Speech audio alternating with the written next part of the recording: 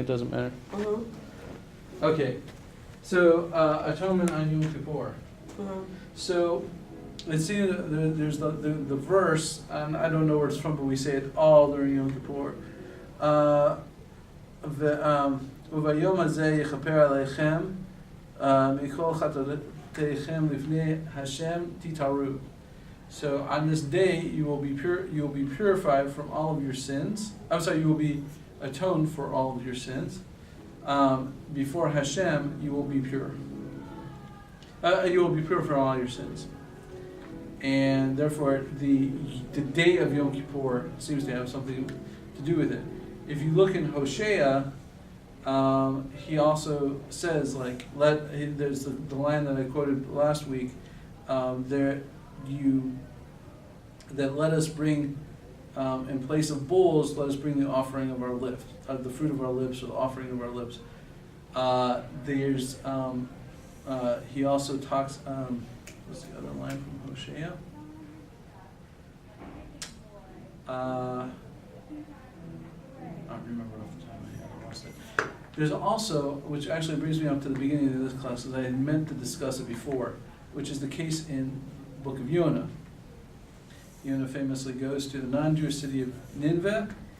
He tells them, repent, or he says that in 40 days Nineveh will be overthrown. That's what he actually says. They repent, they call a fast, they sit in sackcloth and ashes, and they're forgiven. And it never says anything about a sacrifice. So it seems that God is perfectly capable of forgiving, atoning, whatever, wiping out the debt in the case of teshuvah. Tzedakah is a different issue of why does tzedakah save you from a bad decree, and tefillah is I think just part of the whole teshuvah thing. You're praying and everything. And in fact, the teshuvah, tefillah, and tzedakah actually applies to the bad decree. So even though there was a bad decree, we can get the decree undone through these means. And by bad decree, what do you mean? That anything that's going to happen to you that's bad. So you're going to die, you're going to lose money, you're going to be exiled, you're going to whatever bad thing that was going to happen. We call that the bad decree or the evil decree. Mm-hmm. Right? The decree comes from God, mm-hmm. and then we go and say, look, make it not so hard. Make it, overturn it, or at least commute it. Mm-hmm. Right? So that's what it's really talking about. Like tefillah and tzedakah. Teshuvah will reverse the sin. Tzedakah and tefillah don't reverse the sin, but tefillah and tzedakah help reverse the punishment that was coming. The consequences of the sin. Exactly. Help undo mm-hmm. any consequences. Not only consequences, but also just decrees that are hard on us, even if they were not related to a particular sin. Mm-hmm. Right? Mm-hmm. So God can sometimes decree and say, in order that he learned a lesson, right, I'm going to send this. Even though it wasn't connected to any specific sin, but in order for him to grow as a person, let me send this calamity his way. And through tefillah and tzedakah, we change ourselves, tefillah especially, we change ourselves, and then we can undo the decree. Right. You don't need it anymore because right. You've already grown to the point where he wanted you to. Exactly. Since it's coming up, one of the drashot, one of the not esoteric, one of the reasons that they give for why we live in a sukkah, in a hut, outside for a week during Sukkot, is that in case it was decreed on us, even though it's a biblical mitzvah, it doesn't need a special reason, but because it may have been decreed on us that we go into exile, so we go into a little self-imposed exile. Mm-hmm. So, we've kind of okay, the decree may have been fulfilled because we went out of our house for the week. even though we put it in our backyard and we made it nice, and we only sit out there if it's nice outside, and and we have all kinds of nice food, and we bring out, a lot of people bring out their regular furniture, for and nice and fancy stuff. But even though it's nice, so that counts as the decree. Much like we said with Yitzchak Avinu, that he was a stranger in a land that wasn't his, and that counted as part of the decree of the 400 years, right? So he was living in the land of Israel, right? And he was living with his father and whatever. Really, realistically, he couldn't have had it better, and he was living in wealth. Well, both Abraham and Yitzchak were fantastically wealthy, so much so that other nations are coming to make deals with them, right? Abimelech comes, and Hamor wants to marry Dinah, right? He's obviously a very wealthy man. In fact, the whole idea, his whole negotiation for the cave of Machpelah, where he said, he eventually. The people are like, no, take it, and he's like, no, I insist on paying for it. And then they asked for, Ephron Achiti asked for an exorbitant sum, and he has it. So we see he's fabulously wealthy, but it's a land that's not his, so it fulfills the decree. So the same with Yonah, right? So he says in 40 days the city will be reversed, basically. It'll be. He says overturned is the language they used. So it can mean overturned, like it'll be, just trampled and, destroyed. Or it can mean that they all did teshuvah, and so the whole city overturned itself. So either way, the decree came true. But one way is nice, and one way is not so nice. Let me double check on the camera. Good. Okay.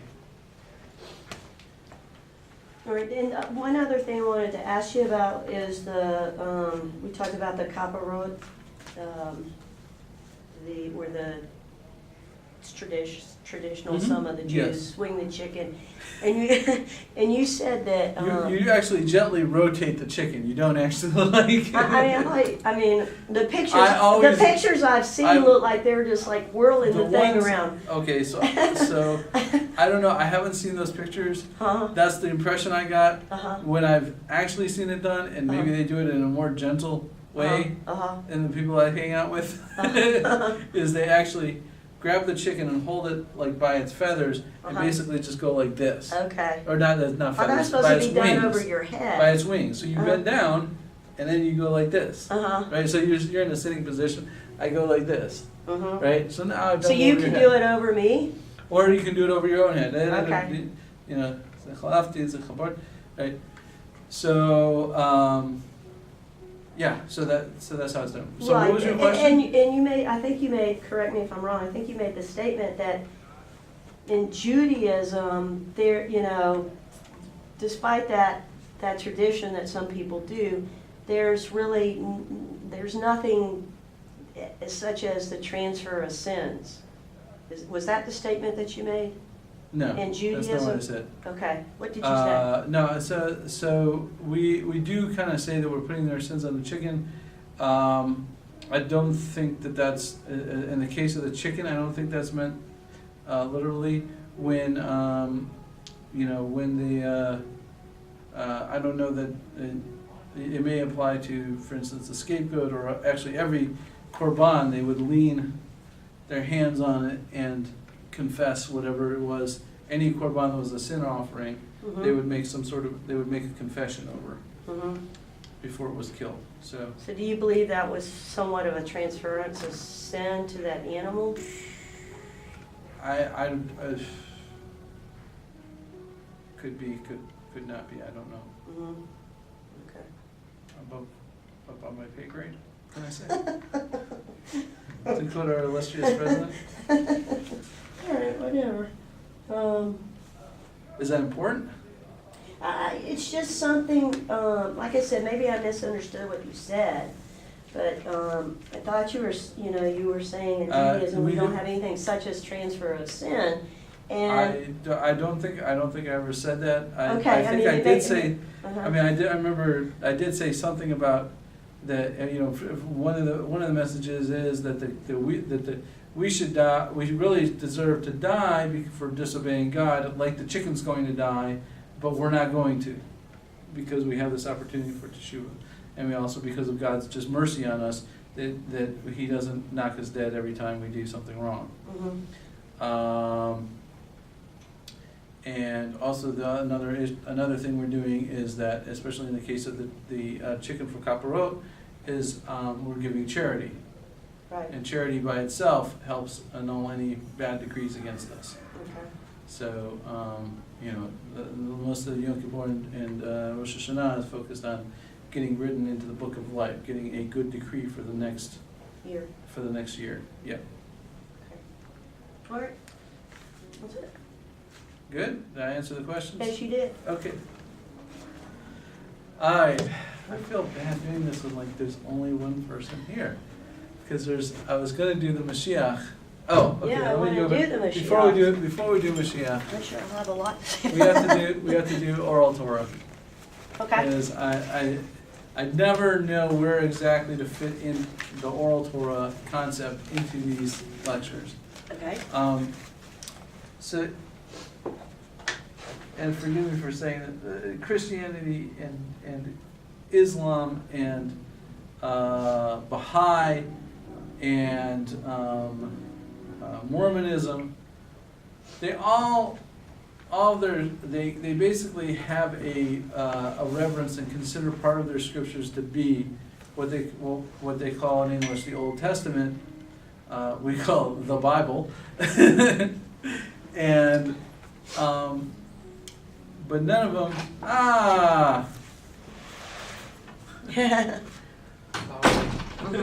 Hi. How are you doing? Good. The traffic is terrible today. Yeah. Oh, okay. That was bad. I don't know what's going on with the parking outside, because I tried to park and Did you have a there hard was time nothing. finding a Yeah. space? See, I that's what actually happened to found me last week. I found a space by a meter, and then I was like, oh no, they're going to charge me, so I went away from it, and somebody snuck in, and then I saw the sign right after I left. It says the meter's only enforced until 5 p.m. I'm like, no! Oh, Okay. So we went over, let's see, hit some high points. Have you watched any of the videos? No. Okay. So we were discussing about, you know what, I don't think it's even going to be germane to you. We were discussing about sin and repentance and stuff, and the prime example that you see in the Jewish Bible of a place, of a group of people turning themselves around completely and being forgiven by God is in the book of Jonah. And I'm going to leave it to you. There's plenty of copies online. There may even be some in Chinese. The book of Jonah, at the end, so he comes into the city. It's not a Jewish city. It's a non-Jewish city. And he says, in 40 days, Nineveh, which is, I think is now Mosul in Iraq. You ever hear of, Iraq, the Yeah. country? Have you ever heard of the city of Mosul? Not sure. Mosul, it's where the Kurds live. Okay. It was big during the Okay. war. I don't know if you watched any reporting from the war. And there is the ancient city of Nineveh. I think it's spelled like this in English. So he says in 40 days Nineveh is going to be overturned. And then as he's proclaiming this, people are already putting on what they call sackcloth, which is like it's what they make sacks out of. It's like a very coarse cloth that people would use it as like a mourning thing that you're very uncomfortable in. And ashes, they would put ashes on their head as a sign of how lowly they are. And they were fasting. One of the important things is whenever you find fasting in the Bible, in the Tanakh, in the Jewish Bible, it refers to not drinking and not eating, both. So they didn't drink and they didn't eat. They even, for some reason, made that for the animals. The animals couldn't eat and drink. I don't understand why. And the king, it says the king got off his throne and he put on sackcloth and ashes and sat on the ground, and they fasted and prayed, and they repented. They said, we're sorry for what we've done, and they stopped stealing. Apparently, it says that they turned from their evil ways, but apparently that refers to stealing. And then the city's not overthrown. Good? Okay. That was mainly the point of that. And there was no sacrifice involved. That was the point I was making to her. But if you're not Christian, that doesn't really matter. We have one more thing to talk about before we're going to go into the concept of Mashiach or Messiah, which is called the oral Torah.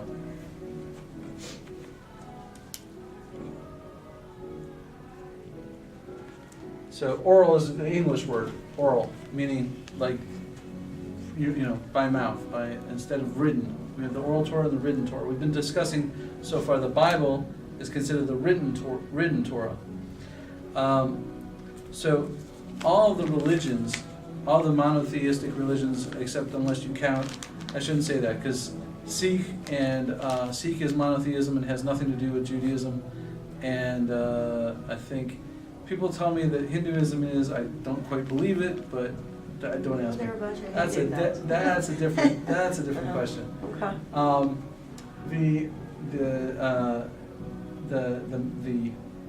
The big ones. There are several religions that are based off of originally Judaism, right? So you have Christianity, which includes all forms of Christianity, including Catholics. You have the Jehovah's Witnesses. You have the Mormons. You have Islam. From Islam came Baha'i. So you have all these different religions, and they probably make up, I think, roughly 2/3 to half of the world population. Right? There's about 1 billion Christians and about 1 billion Muslims. So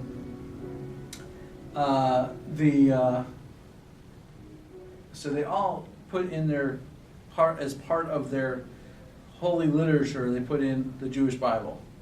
However, nobody else tries to live by the rules in the Jewish Bible. There was a man who I think actually was Jewish, but he grew up completely non-religious, and he wrote a book called The Year of Living Biblically, where he took lines in the Bible and tried to interpret them literally, and like walked around in sandals and a long robe and just like ridiculous stuff. If you take them literally, then you have a problem, because you have to understand, what does this mean? So you have, let me grab my notes.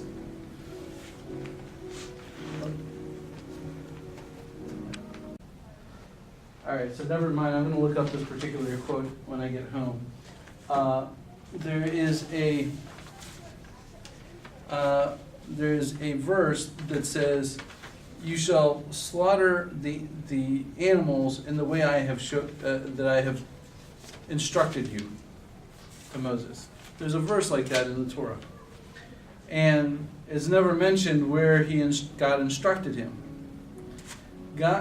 Moses actually goes up twice on the mountain for 40 days, and he comes down the first time with the second time was really, I think, more about asking for forgiveness for the golden calf. Not part of our story right now. But the first 40 days he was learning the Torah, right? Well, if you just give me a book and it's up to me how to decide what to do with it, then there's no need for 40 days really. He was learning how to apply all these rules. There are a bunch of things that you could just read it and you would have no idea what it means. For instance, the holiday of Sukkot is coming up, and then are you coming? For next class won't be here. It'll be at my house, in my hut, for the holiday of Sukkot, and it'll be mostly a dinner. Would you like to come? Your wife can come too if you okay. And you were going to come, I assume, right? Sure. Okay. All right. You guys didn't email me back, so I need to know, because I need to know. We gotta. Oh, okay. Find out it's not a space, and I want to tell my wife, who's coming. Right. Well, the reason I hesitated, I thought if no one else was coming, then, maybe I Oh, no, wouldn't don't bother hesitate. you or whatever. Yeah. Well, I mean, I'd probably still have you, because I got to eat, Yeah, right. So it says to make a sukkah, right? This is the holiday coming up. We make a sukkah. What is a sukkah? Do you know what a sukkah is? Sukkah? Do you know what a I sukkah? do. Well, you know it because you've been exposed to Jews. But if you just read the word, would you know what a sukkah is? No. Well, I mean, you wouldn't know all the aspects of it, but I mean, the sukkah, it's a hut, and so they would know that. Let me go right? back a step. How do you know it's a hut? Well, Because King James translated it that way in 16 whatever. But I'm saying. well, what does that Hebrew word mean? Does it mean hut or tabernacle? There's a story. A guy came to Hillel. Guy comes to Hillel. He's one of the famous rabbis from about 2,000 years ago. And he says, I want to convert. He said, but I will only accept the written Torah and not the oral Torah. Right? So Hillel, first he comes to Shammai, who was Hillel's main competitor. They were friendly, but they had a Debate going. they had debates. They were the two big people at the time. Sort of like I think Einstein and Bohr, right? Okay, good. I found a reference you'll recognize. That's our common language. So Shammai, he comes to Shammai first, and Shammai kicks him out. He said, no, like that, you have to accept the whole thing, just get out. Hillel says, fine, come by tomorrow, and I'm going to start teaching you. He says, great. So he comes by the next day, and he says, this is an aleph, this is a bet, this is a gimel, and this is a dalet. Right? First four letters of the aleph, bet in Hebrew, and he drills them for a while, and he says, okay, good, come back tomorrow, we've done enough for today. Guy comes back tomorrow, and he said, so Hillel says, okay, this is an aleph, this is a bet, this is, messed it up. You won't get the joke. That's a gimel, that's a bet, that's a gimel, and that's a dalet. And guy says, you told me exactly the opposite yesterday. You told me this is an aleph, this is a bet, this is a gimel, that's a dalet. Now you're telling me this is an aleph, this is a bet, this is a gimel, and this is a dalet? You reversed everything. He's like, well, how did you know you could trust me yesterday? Right? So if you have no tradition, you have no linkage to the past to know what are even the letters, what are they supposed to sound like, what do the words mean, right? We've lost some words where we just kind of we're not sure what it means because it appears once and we've kind of lost what does that word mean. For most words, we know it because we've been doing this continually since the Torah was given. What is it? 3,300 and what is it? 24 years ago.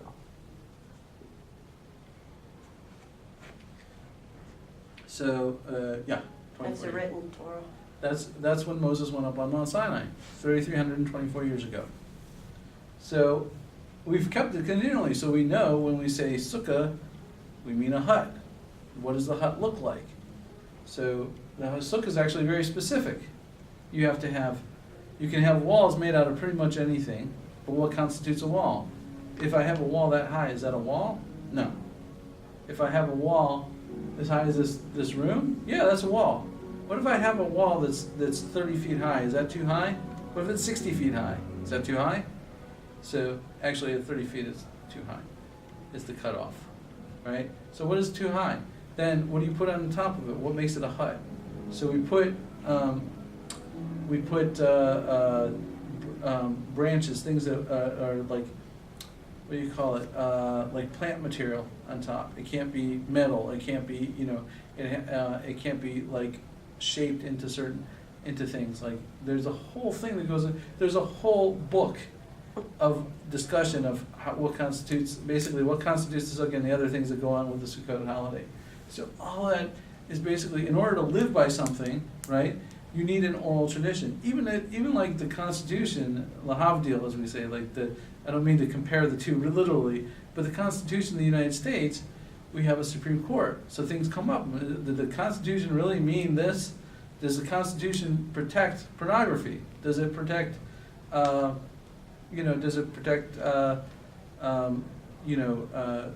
famous one from Justice Brandeis, I think it was, can you shout fire in a crowded theater? Is that freedom of speech, right? Can you make a movie insulting Muslims and post it on YouTube, right? Or does that, or is that not part of what the Constitution meant to allow? I was actually kind of relieved when even though the the Obama administration went to YouTube and said, "Are you really sure he's allowed to post this?" They backed off and they didn't try to get it taken off. They are trying to go after him for something else, but so this is the oral Torah, right? So I don't know that I mentioned this. Every religion has its truth claim, right? Why do I assume? I only know from Islam, Christianity, and Judaism, and Mormonism. So all of them have a truth claim. What makes us think that we're right? Why just because I tell you all this stuff, what makes us think that could possibly be what happened? So just to recap, Christianity's, if you'll forgive me, is that Jesus rose from the grave, right? Paul says if he didn't rise from the grave, then we're the most despicable or something like that, or the most pitiable of men, something like that. And Joseph Smith, he found some tablets, and he had these witnesses sign a document that they had seen him translate the tablets. And as far as I understand, Islam is basically that the Arabic in the Quran is so beautiful that it couldn't come from any other source. So our truth claim and the other truth claims differ on this. Every other truth claim happened to some small group of people who we don't really, we don't know anybody who's their direct descendant. Happened to a small group of people, and actually I think there may be descendants of Muhammad, but basically it happened in a small group. They told other people, and that's how the religion spread. Ours is God appeared to the entire Jewish nation, about 3.5 million people at one time on Mount Sinai. And he gave us, he started telling us the Ten Commandments. After the first two, the people said, okay, we've had enough, tell Moses, and he'll tell us. So then Moshe goes up the mountain, he comes down with the 2 tablets, right, which had the 10 Commandments on it, and with all of this knowledge of all of the Torah, both the written, which he was supposed to write down himself, and the oral Torah, which is the interpretation. When we say tefillin, what does that mean? They have to be black. They have to be black? How do we know that? Because Moses told us. And we've been doing it since then. There's in Israel, there's the Israel Museum. Have you ever heard of the Dead Sea Scrolls? There, I think in 47, there was some Arab shepherds, there were some kids, and one of them threw a stone into the cave and he heard something crack. So they went in the cave and they found all these jars, right, filled with scrolls. And it's near the Dead Sea, so it's called the Dead Sea Scrolls at a place called Qumran.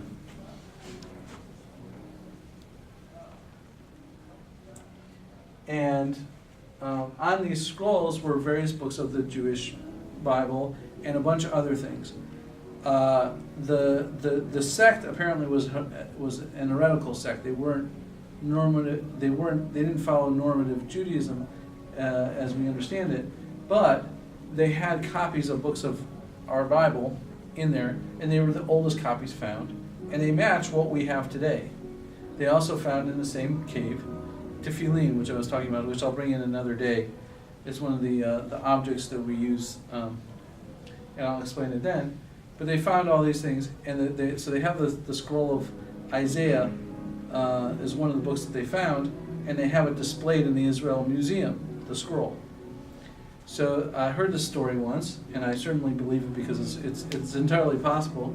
Is this rabbi is standing there and he's looking at the scroll, and this woman comes over and says, "Can you read that?" And he says, "Sure." He says, "Not only can I read it, my son can read it." Now the script is actually a little bit, the letters are shaped a little bit differently. It's a little difficult to read, but once you get used to the script, it's it's okay. Isn't this stuff written in ancient Hebrew? Or It's written in exactly the same Hebrew that it's written today in the Tanakh. There's some of it Yeah. written in, I think in ancient Hebrew. I think There- that's what they call it. Yeah. Everything is written in ancient Hebrew, which is, like I said, very close to modern Hebrew. And the only things that are not in ancient Hebrew are in Aramaic. Parts of Daniel, some other places that are written in Aramaic. No, I just remember I went to the Dead Sea Scrolls exhibit in Philadelphia Mhm. over this past summer, and I didn't even know there was such a thing as ancient Hebrew or whatever.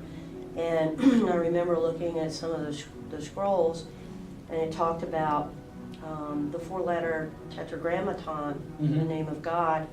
And, I know what it is in sort of the modern Hebrew, the biblical Hebrew or whatever, but it wrote it out on there what it is in the ancient Hebrew, which looks totally different There's a from the difference. I think you're talking about a different script. In other words, they have the same letters, but they write them completely differently. other. Right, well, I That's don't know. Phoenician Hebrew. Although Okay. most of the Dead Sea Scrolls, as far as I've seen, are written.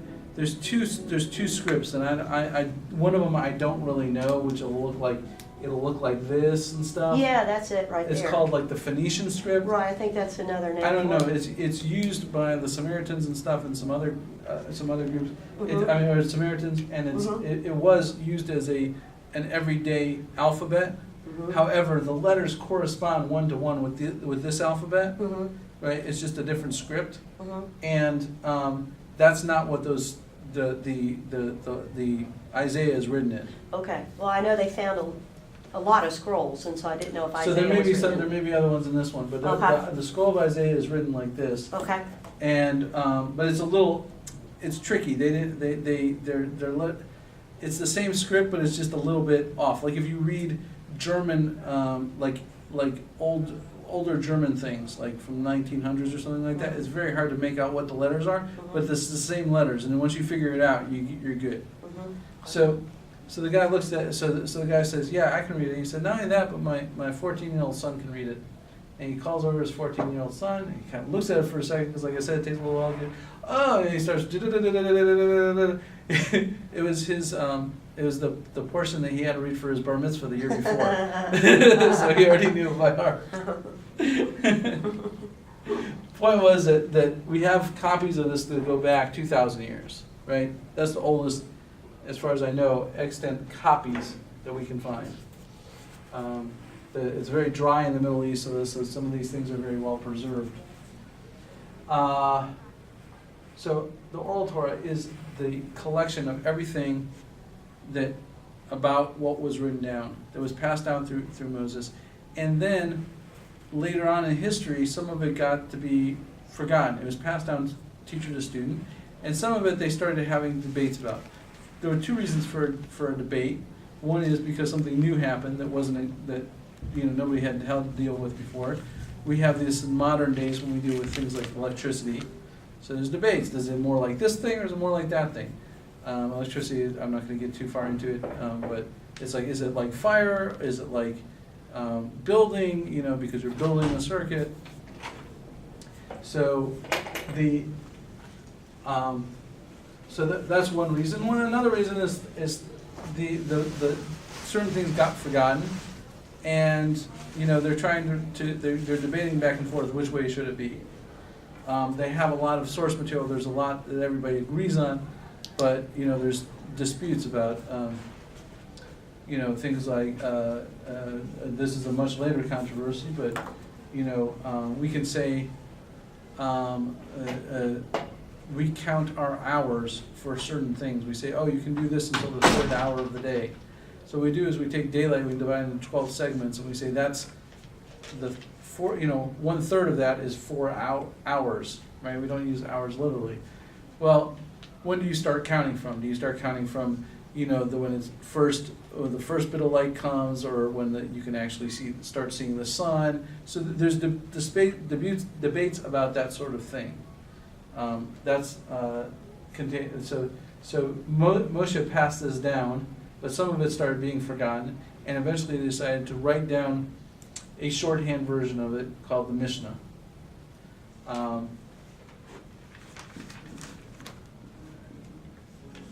The Mishnah, that was around the time of the destruction of the temple. And then later on, there was more debates going on, partially because the Jewish people couldn't all meet in one place to decide things. There was part of the Roman persecution was to make sure that the people stayed separate so they wouldn't create a rebellion. So after the Mishnah came, there was different arguments. One part of them in Babylonia, where most of the Jews were taken to after the first. So in Babylonia and in the land of Israel, and those became what we call the Gemara.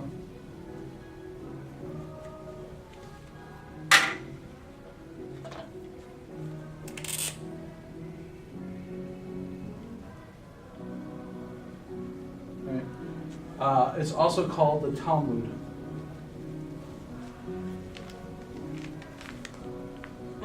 Is the Talmud both of those, or just you're saying? So what happens is in the Gemara, what they do is the way they print it is they put a Mishnah, right? In the center of the page. So the Mishnah are broken down in these little paragraph-sized blocks of a statement, some maybe a dispute about it and stuff, and then it ends, and it's a small size.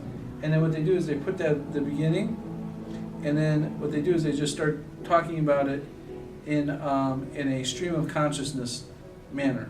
So what they'll do is say, oh, our Mishnah says this, and you know what, that is related to a dispute over here about this issue. And here's 7 other things that the same rabbi that we're talking about said. And that leads me to a story, and this is a story, and it's very difficult to follow. It's difficult to learn. It also has no punctuation and no vowels, so it takes a long time to figure out what did it say, just even in the most simple. And it's written in Aramaic. So in Hebrew, there is no punctuation? So in modern Hebrew, there is.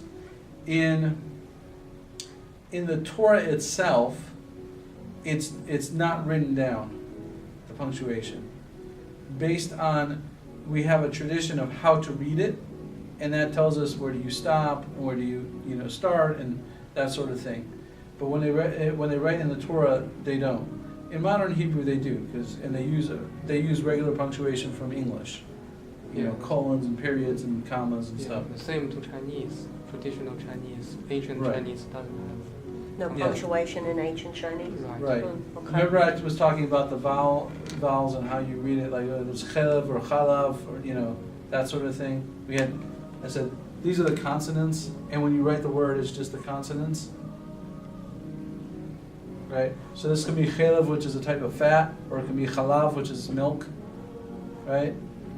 So the way we do that now, this was a system that was developed much later, is, and I'm going to mess this up a bit, I think it's like that, chalav, right, or chelev. However, this system of little vowels underneath and above the letters did not come about until about 1,000 years ago.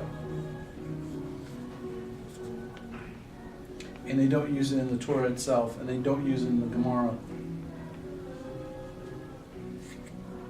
So So when they do change topics completely, then they put like a little 2 dots, so you know that, okay, that topic, that, you know, that whole long thing, which also changed topics in the middle, but when they said, like, we're completely done, we're moving on to the next thing we want to talk about in the Mishnah, they put 2 dots and then they start whatever they're going to talk about. All right, that's kind of as far as I wanted to go with this specific thing.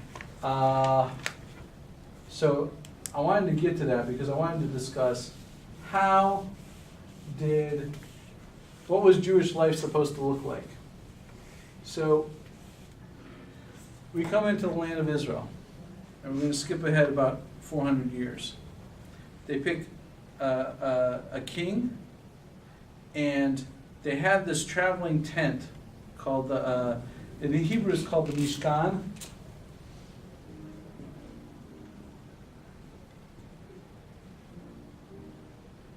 In English, they usually call it the tabernacle, which tabernacle is a very, very fancy word for tent. So they had this tent. It was made of like different skins, and it had like wood pillars and stuff, and they could break it down and then put it back up. You had I'm trying to remember. Let me see if I can get this right. You had,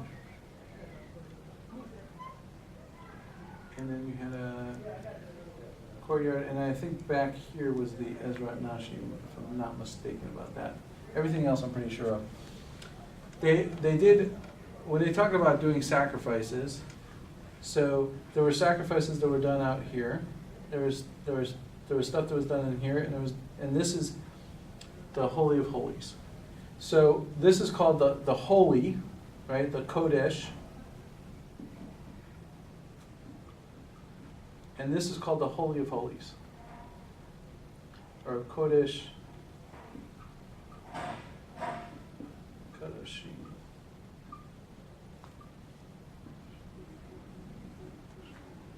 And then there's the courtyard, or the Chatzer, if I'm in this right, courtyard. And nothing to do with Marianne. So, okay, so this is the basic structure. Have you ever seen, I bet you've never seen, Raiders of the Lost Ark? No.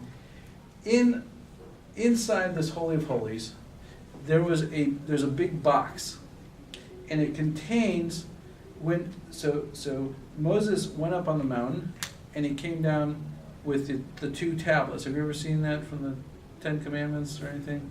Charlton Heston. Okay, he came out with 2 stone blocks, right, that God had written on. And then he sees them worshiping, he comes down the mountain after 40 days and he sees them worshiping a golden calf. And he's, that's obviously very upsetting. And he drops them and breaks them. Okay? On purpose. Well, he actually throws them, doesn't he? Yeah, he throws them down. So then, a couple months later, he goes back up. He spends another 40 days up there. And he comes back with tablets with these stone blocks, right, that God had written on, but he had made the blocks. Originally God gave him blocks that God himself had made, and those were preserved. So in this box contains both sets of these stone blocks of the 10 Commandments. The 10 Commandments are both sets, you mean the one that was broken? The one that was broken. Was in there too? Yeah. Okay. There was a miraculous food that we were given to eat in the desert called man, or in English they call it manna. Have you ever heard of the expression manna from heaven? Okay. It's an English expression meaning like, food, something that just came down from the sky and, we benefited from. Because that's what they would do, is they found it on the ground, and they would collect it and they would eat it, and it had never been seen before or since. So in here was a jar of the man. What kind of food? Manna. So that's what I'm saying. It was a special miracle of food that nobody has seen before or since. The Torah says that it was like coriander seed. But that's all we know about it. And according to extra biblical sources, the Midrashim, it says that anything you wanted it to taste like, that's what it would taste like. So there's this jar of that, and it was to stay in what's called the Ark, the big box. So they often call it the Ark of the Covenant. There was a movie in the 80s, very famous movie called Raiders of the Lost Ark, and they were looking for this. There have been other people who have looked for it. It was lost after the destruction of the after the destruction of the first temple. This is where we need to get a little bit of history. It wasn't in the second temple? It was not in the second temple. So there's different theories about where it is.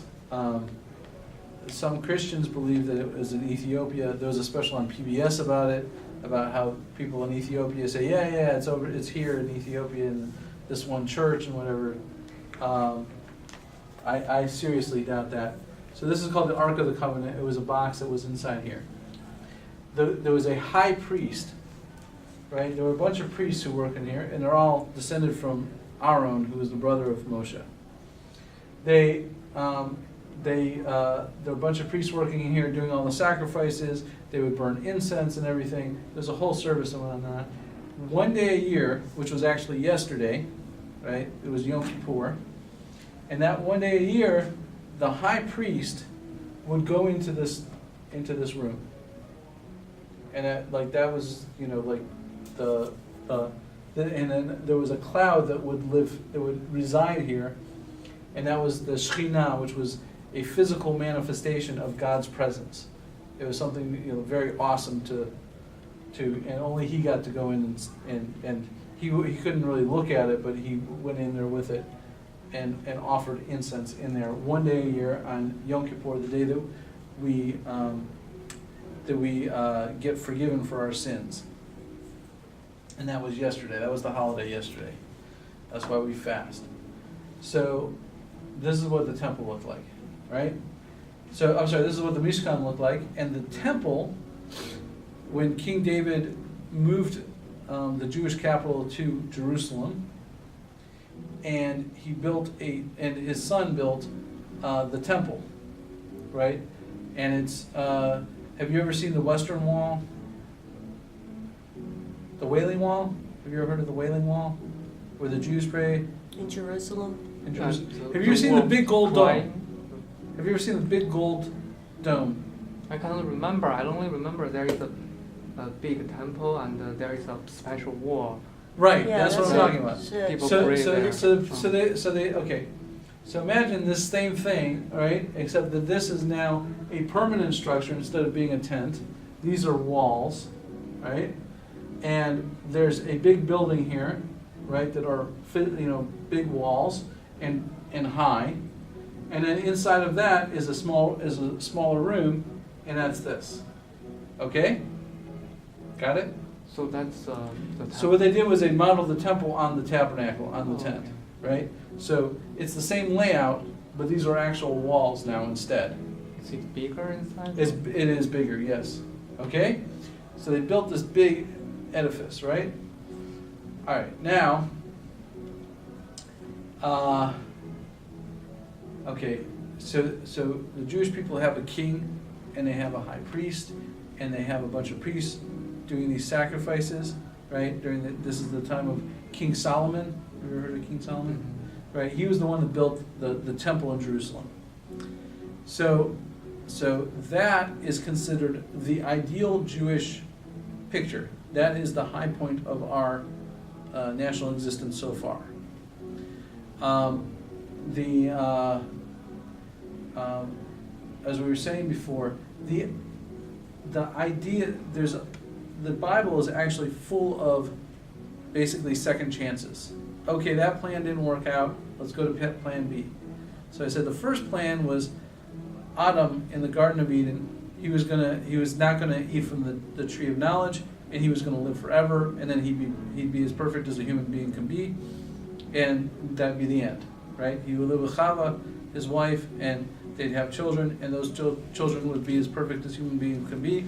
They would have a direct connection to God, because they're in the Garden of Eden, they're talking directly to God. That plan did not work out, right? Man sinned. We get kicked out of the Garden of Eden.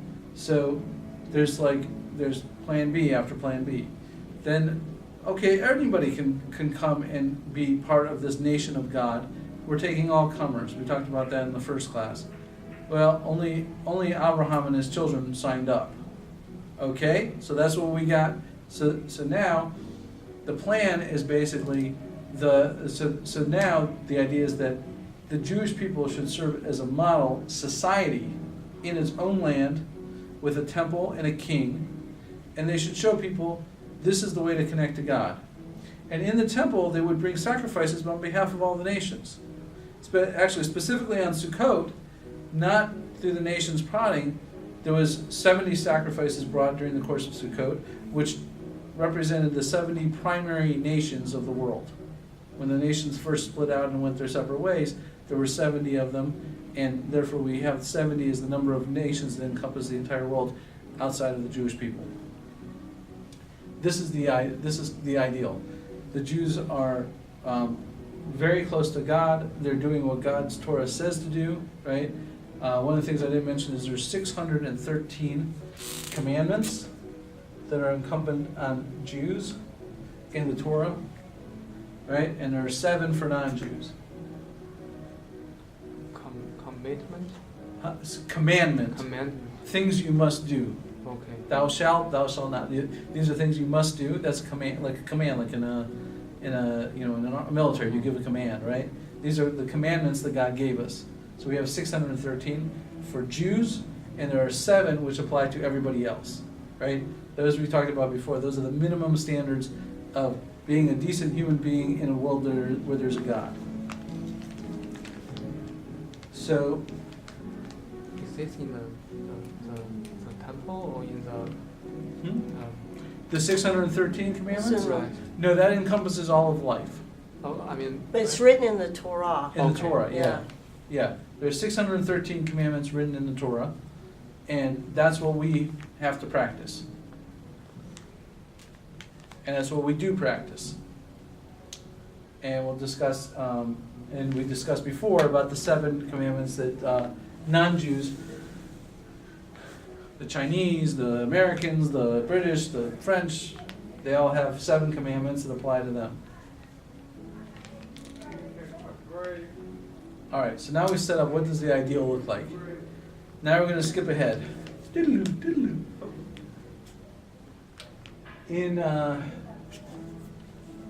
was Babylon came to power, Babylonia. Babylonia? The country? Huh? The country, right? What's now Iraq, basically, right? So there's a king, Nebuchadnezzar. Sylvia Teston, spelling his name. I don't know how to. I'm going to spell it wrong in English, I'm sure.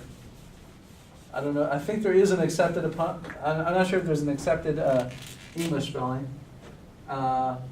In English, I think they do Nebuchadnezzar instead of Nebuchadnezzar.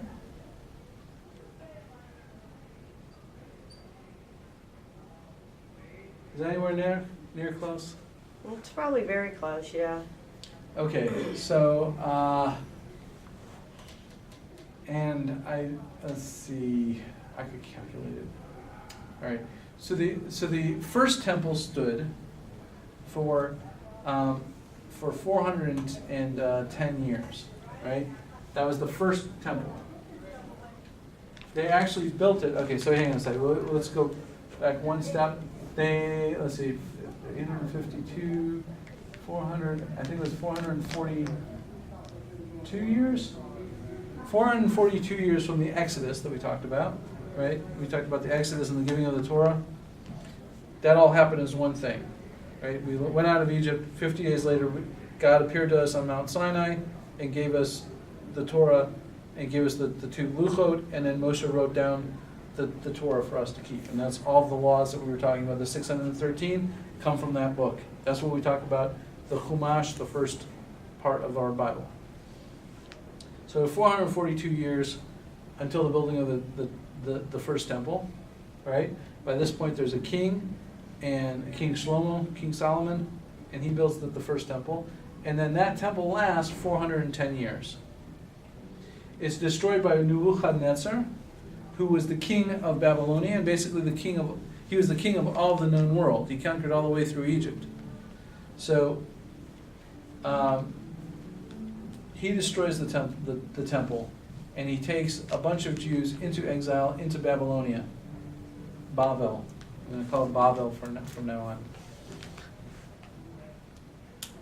The 70 years later, as predicted by the prophet Yirmiyahu, we come back and build the second temple.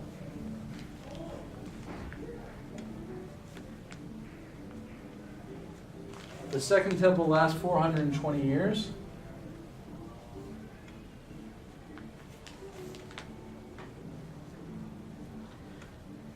It is destroyed in what I understand to be the English year 68, the 68 CE, and right over here. How come everything I read says 70 CE? I don't know that. But have you read? Ask the people who write that. I don't know. Yeah. Have you read that too? 70? I have seen that. I don't know whether it's being approximate, whether there's some sort of date arithmetic thing that I don't know about, Right. whether it has something to do with the Gregorian calendar and the Julian. I don't know. That's Okay. yeah. I gave up on that. Okay. I used to think about that. It has now been 1944 years since it was destroyed the second time. Okay.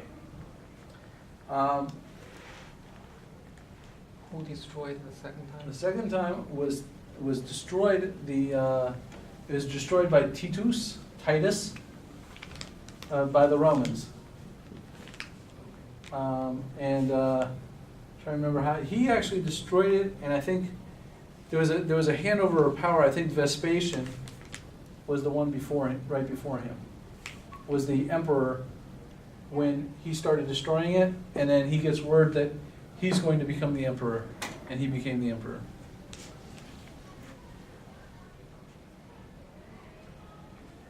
And you can look these people up on the internet very easily. They're very famous in Roman history.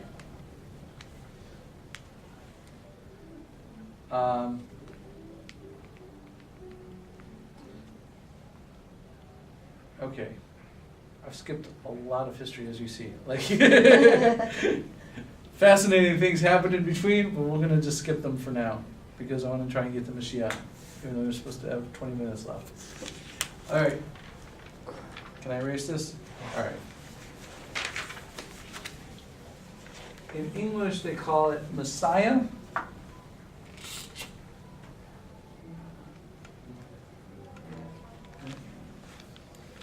Am I spelling that right? Mm-hmm. Okay. In Hebrew, we call it Mashiach. You also see this sometimes written.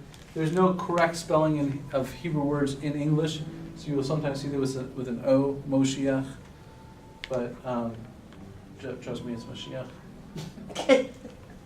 Mashiach is a Hebrew word which means anointed, meaning you had oil poured on you. What? Anoint.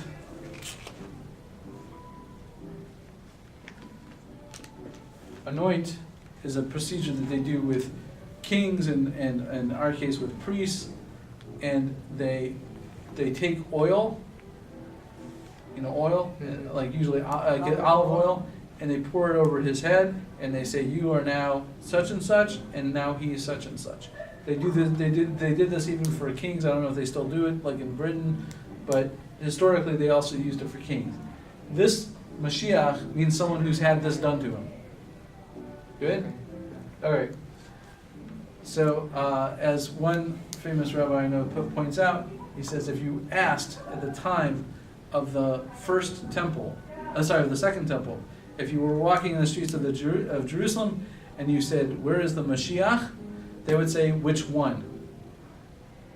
Because it refers to the high priest, it refers to the king.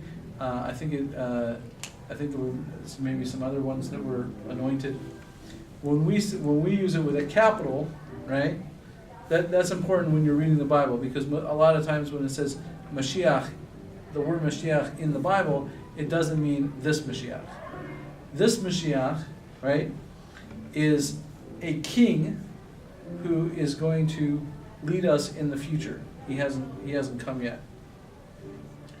When he comes, that's basically marks the end of human history. Because after he comes, the world settles all its disputes. Because he basically rules over everybody, and if you have a problem, you go to him, and he gives you the answer, and you go do what he says. So, like I said, this is a king, right? It's supposed to rise sometime. This is marking kind of the end of human history.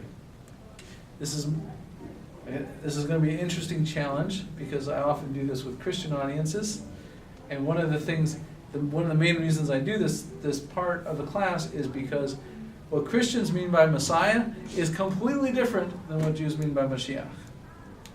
And the way I prove this is, okay, so we said, what if you were so this worked better when there was more Christians in the class and stuff. You got one. I said, what is a Jewish king supposed to do? What is it? King David, King Solomon, right? This is a king. This is a king over the Jews. This is who we're talking about. It says that this is going to be someone from the line of David, from the line of King David, right? King David had King Solomon, and they ruled all the way up through the end of at least the end of the first temple.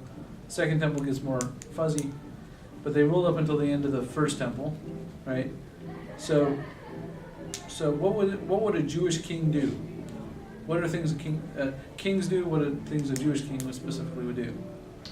Well, a Jewish king would probably be like, commander-in-chief of the army. Okay.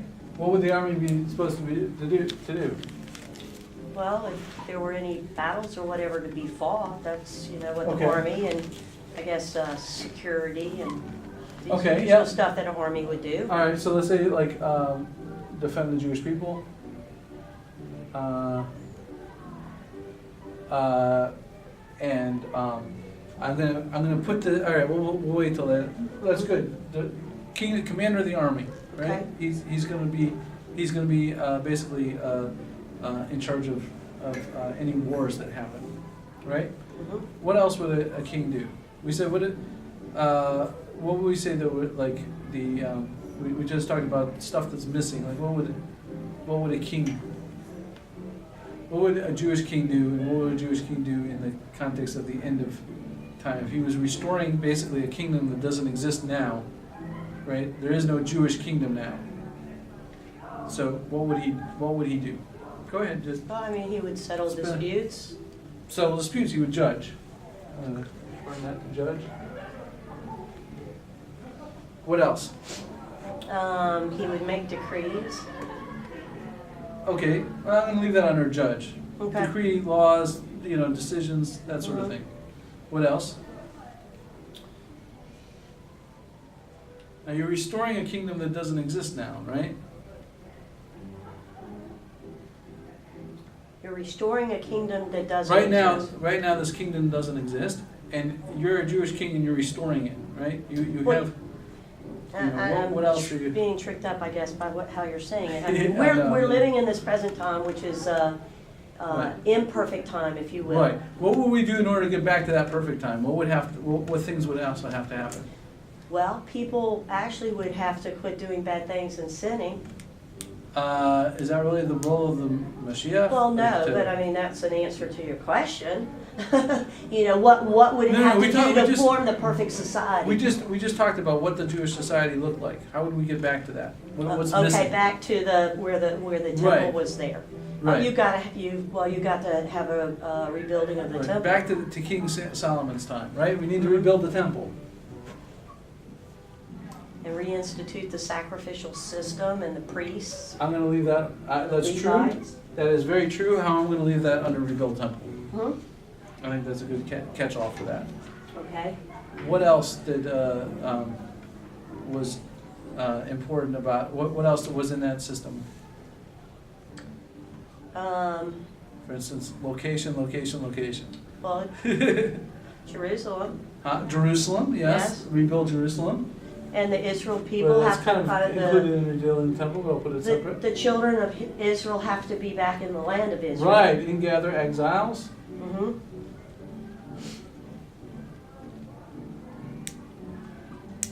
In other words, all the Jewish people moved back to Israel because we all live in Atlanta, in Morocco, and there's 20,000 Jews in Iran right now.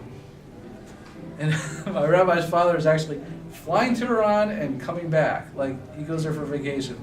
Like, he's from Iran, and he goes back to visit family. I'm just like, that's just nuts. Like, now he wants to go? I know. There's not the time to go, I don't think. Okay, ingather exiles.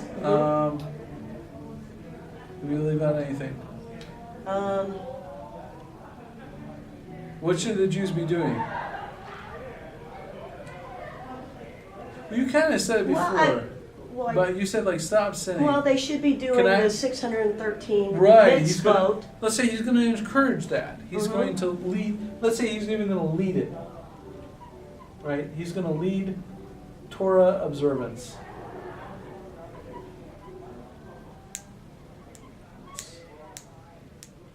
Good. I think that pretty much covers everything. So you covered it with your one Christian in a class. Right. Now I want to ask you. I'm gonna just draw a line here. Okay. And say this is the Christian side. Okay. What did the Christian Messiah do? What the Christians call their Messiah, which is Jesus, right?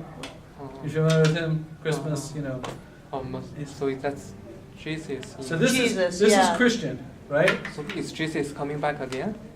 Yes, he is. Okay. Bobby will say he hasn't come the first time.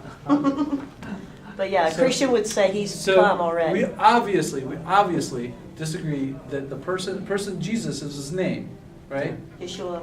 It's not really Jesus, it's Yeshua, Okay. but go ahead. They whatever you want to call him. Let's call him by his English name. I go by Bobby. He can go by his English name. Just for now. Just to get it clear to him. I don't want I don't want to confuse things. Right? So the person who was called Jesus or Yeshua, whatever, assuming that was his Hebrew name, that person we disagree is not. They say he is the Messiah. We say is not. Right? But what I'm talking about now is not who, but what is the job qualifications. If I say I am the dean of students here, right? Well, what makes me dean of students? If I just walk around and say I am the dean of students, does that make me the dean of students? Right? They're like, no, you have to be appointed, you have to have these qualifications, you have to do this job, you have to handle these crises, right? This is what a dean of students do, and you're not doing it, right? So that's what they would say to me, right? You're not the dean, right? So the question is, according to Christianity, what were the job qualifications of Jesus, Yeshua, when he was here? What did they say? What did he do? Right. And I should have started out with this list. Maybe We're talking about his first coming, not his second. Yes, his first coming. Let's say his first coming. Okay, his first coming. Let's at least start there. Yeah. He came to be sort of the final blood atonement for not only the Jewish people's sin, but for all the nation's sin. He came from Jew and Gentile. He came from Jew and Can Gentile. we put that in something I could fit here? Put forgiveness of sins. How about that? Forgiveness of sin. Now, I was going to say forgive sins, but he doesn't do that. He gets forgiveness from the Father, right? Well, he doesn't. I mean, technically, what happened was all our sins were put on him. Right. Okay. Just like on I'm going to put this. The bull, and then when you sacrifice him, all the sins were attached to him. Okay. Is this correct? Died for sin. Is that good? Yeah, I think that's probably good. Yes. Okay. Okay. Anything For sin else? forgiveness. Yeah. Anything else? I mean, that was his main purpose in life. Okay. Okay. So let's say- he taught Torah. He did. He was, Bobby, you Okay. read, he was in the synagogues teaching the rabbis Torah. I'll put it down, but You're skeptical, I aren't you? am very, very skeptical. Mhm. Yes. But how did they know that he was the Messiah? What was his Because his it, car? You know what gave him the? he why did they fulfilled print his, prophecy. How business about card? that? He fulfilled prophecy in the Tanakh about who the Messiah I'm would not going be. to put that because that's too vague. It's not too vague. He fulfilled prophecy in the What prophecies? Tanakh. Give me. That's what I'm saying. Okay, Give me prophecies. let's go. What, no. No, I'm just, No. listen. Susan, that's not what I mean. will. That's not what I mean. What I want you to do is not look up chapter and verse. Okay. I meant just tell me what they were. I will. Like outside, like not. Okay. Yeah, without having, I mean, you know. You know. Messianic prophecy said that the Messiah would be born in Bethlehem. Born in Bethlehem, great. And Bethlehem. I'm going to just use Bethlehem, just so Chung Ping can understand. Okay. Have you ever heard of the city Bethlehem? It's Um, just south of Jerusalem. Okay. It's a Palestinian authority city now. Okay. Okay, go ahead. Okay. That same verse, which is Micah 5:1. Okay. Okay. Okay, just give me what the. I will. and- Also says his origin is from Olam. His origins What does are that from mean? eternity. That means he had no beginning and no end. No beginning, no end. What's the meaning for that? No beginning, no end. Eternity. It was like he was always Oh, let me write that present. instead. Always. Okay. So we can say eternal, Sure. just as shorthand, Okay. not eternal. Mm, Okay. but there is a Jesus Christ. Yeah, this is Yeah, Jesus. Jesus so Christ Christ who is we're the talking about. title. Christ is It's Christ like is this. Greek for Messiah, right? Mashiach is Hebrew for Messiah, let's say, and so like when they say Jesus Christ, is Jesus who it's like President Bush, President Obama, or whatever, Okay. right? So the president is his title, and then he has his own name. So Jesus is his name, and Christ is the title. Okay. Okay, what else? And he'd be born of a virgin. Virgin birth.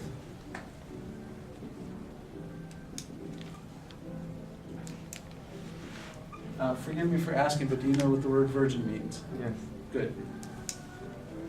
Though I don't have to explain it on YouTube. What else? That he would die by crucifixion. Okay.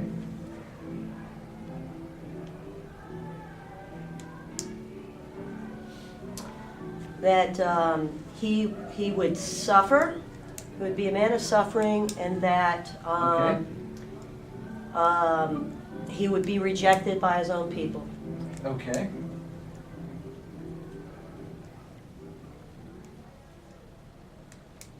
Anything else you want to add?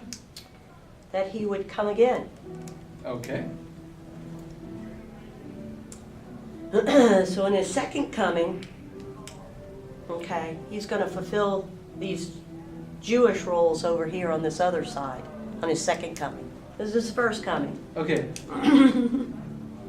So, first of all, I want to ask you, both of you, do these two lists match at all? Well, we're talking about a first coming, not a second coming. If you want to... Just answer the question, we'll get to that second, okay? First things first. Does this list at all match this list? No.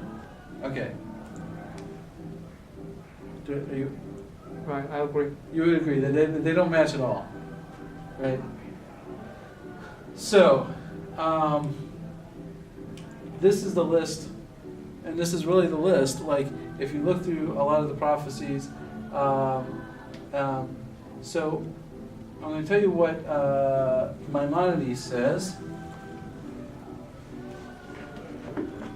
And of course, I didn't bring that book. Okay, good. I can tell it to you outside. So, there's nothing like a well-prepared teacher, and I am nothing like a well-prepared teacher. So Rambam, who is one of the most famous rabbis and one of the biggest decision makers of Jewish law, he wrote a big book on Jewish law that's used as a standard for everything since then. So he said that anybody he puts it fights God's wars. In other words, he defends the Jews. Well, that's basically it. He defends the Jews, and he leads people in Torah study and brings them closer to God. But basically leads Torah observance, and he's we forgot one that's actually on both lists, which is that he's descended from David. Well, yeah, and then putting it on this side's kind of iffy, but he's descended from David. All right, go ahead. Descendant. Sorry. From King David. Oh, King David and King Solomon. King Solomon was his son, okay. right? So he has to be descended from King Solomon. Basically, he has to be descended from King Solomon, but we always talk about it as being descended from King David, who was King Solomon's father, right? In order to sit on the throne, you have to be in line of the royalty. Why? Huh? That's just how kings work. Kingship is passed down within a family, you know, Yeah. it's like. Including females. No.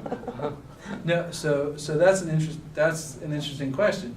That's why I was reluctant to put it on this one, because so I'm going to put descend King David.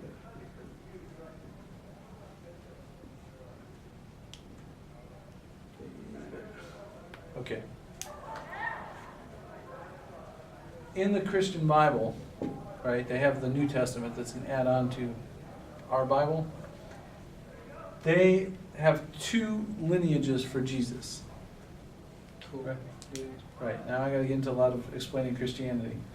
And in fact, in past classes I've offered, no one's ever taken me up on it, we can skip all the part about Jesus and I'll just tell you about the Jewish Mashiach. But nobody's ever taken me up on that offer.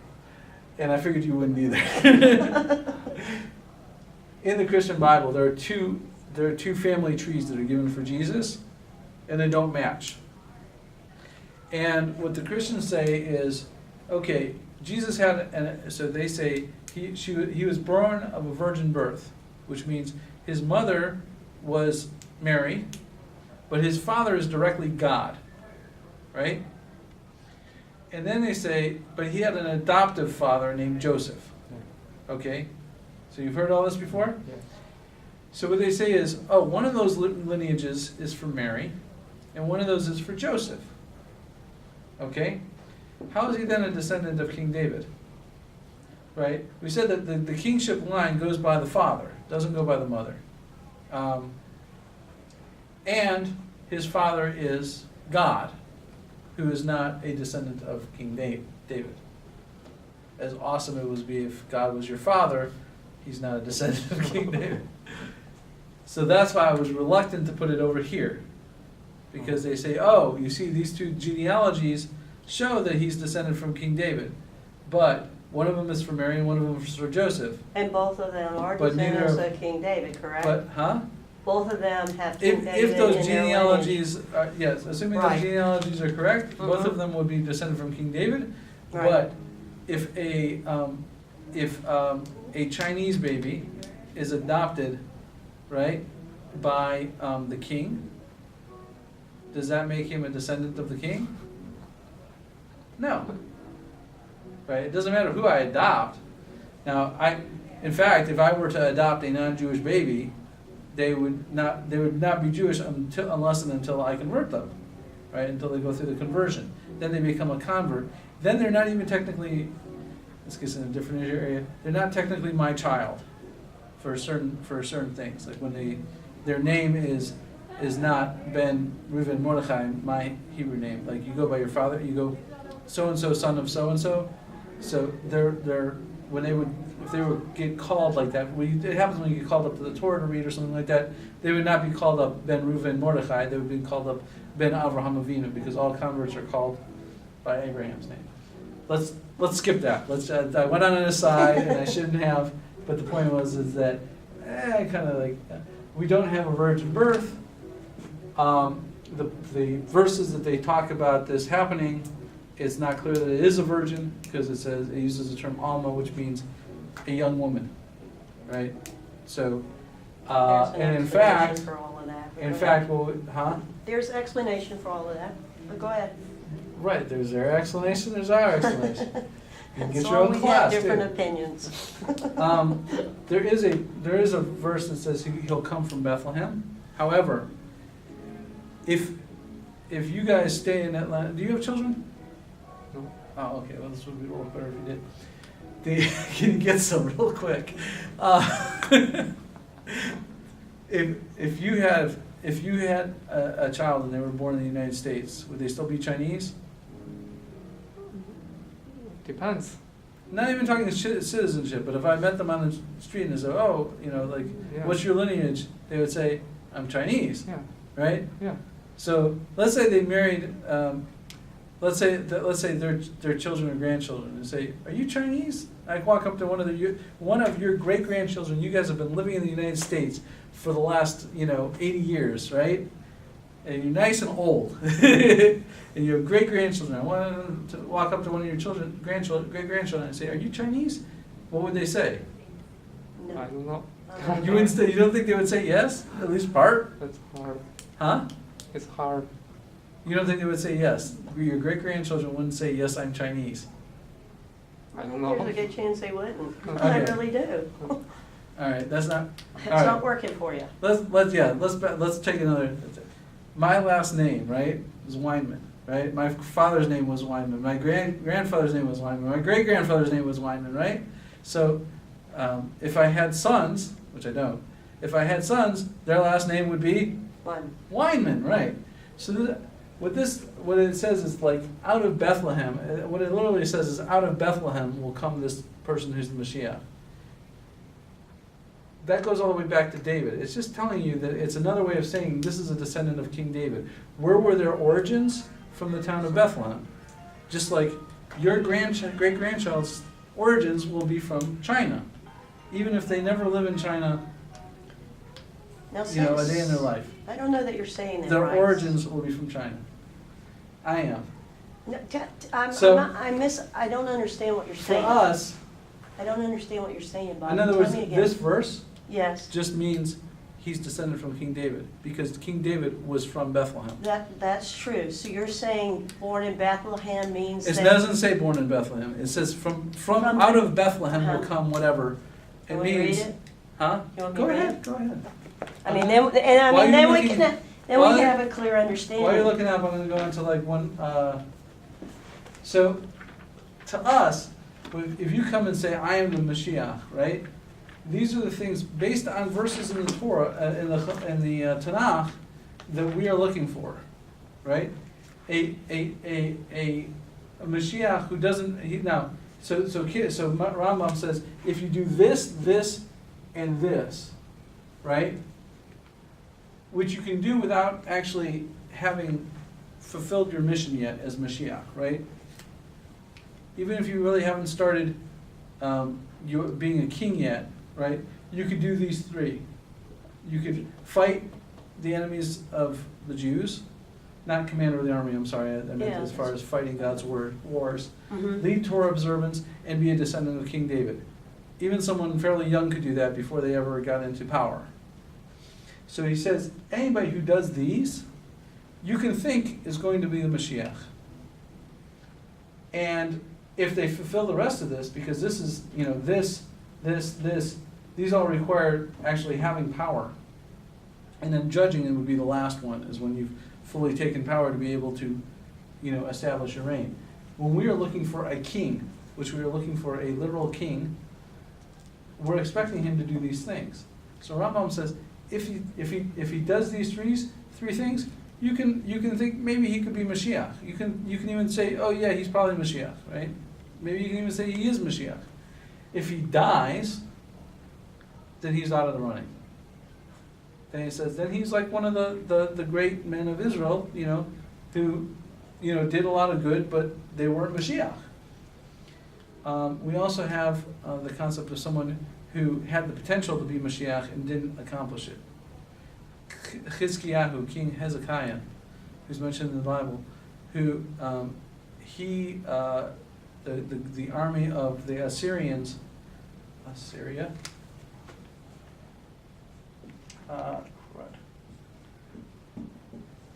came and they conquered most of the land of Israel, and they almost conquered Jerusalem. And in a miracle, one night they were all wiped out. And because of a fault of his, if he had done this thing called singing shir, which I'm not going to go into, he had the potential to be Mashiach, but he missed out. So now we go back to Plan B again. Okay, he's not it. Maybe the next guy will be. So we're constantly looking for someone who fits these three, that we can say, oh, you know what, he might be Mashiach. I have a question. How is someone? But you see from here in this first coming, Jesus didn't do any of those. I'm asking you a question, okay? How even if the Mashiach has power and everything, how does he have control over in gathering the exiles? I don't understand how he. In 1980, I think it was in the 1980s, the Israeli government made a deal with Ethiopia and sent a plane to Ethiopia to gather in a bunch of Jews. Okay. And bring them to the land of Israel. Right. That's how you gather it was set up by the Israeli government. Mm-hmm. They sent the plane. They made a deal with the government, and they went in and they picked up a bunch of Jews and they brought them over. So your idea would be someone in charge who would send out planes. In Israel now, there are organizations. There's the organization Nefesh B'Nefesh, which actively works to get what they call Anglos in Israel, which is English-speaking Jews, to move to Israel. Mm-hmm. If you have power, there's a lot of ways to get Jews to come to Israel. Well, sure. Mainly by sending planes. That's really the best expedient. But you don't necessarily. What if Jews in the diaspora don't want to come to Israel? So we assume. So don't erase that, Bobby. We've got to get. I have to call for tonight. We can put the list back up next time. Okay. Can I read Micah 5:1? I have to. Yeah, go ahead. Okay. So this is in the Tanakh, their scriptures, okay? Bethlehem Ephratah, which means the Bethlehem that was in Judah, that the southern part. There is a Bethlehem in Israel that's in the northern part. So this tells us exactly where, and yes, this was the city that King David was born in, okay? It says, you are too small to be among the thousands of Judah, but from you someone will emerge for me to be a ruler over Israel. And his origins will be from early times, from times of old. Okay. And it actually says that his origins would be from Olam, which in Hebrew means... It says Mimei Olam, which means ancient eternity. Times. You say it means that, and I would disagree. Does it use the term born anywhere in the verse? I don't see born, but... Okay, well there we go. All right.